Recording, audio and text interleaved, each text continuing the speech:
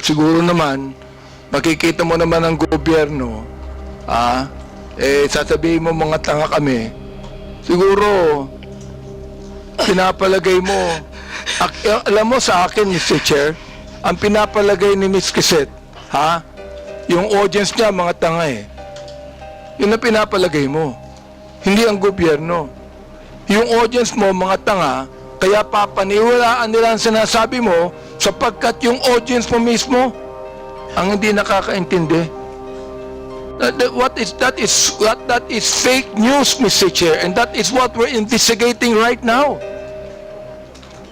You see? I hope that you understand that, Mr. Chair. Ms. Quezette, do you understand what I'm trying to say?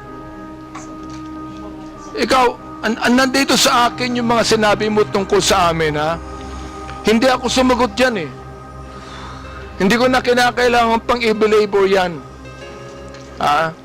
So, anyway, Mr. Chair, nakita ko naman na Ms.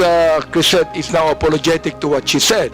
I'd like to continue on, and I would like to ask TikTok here.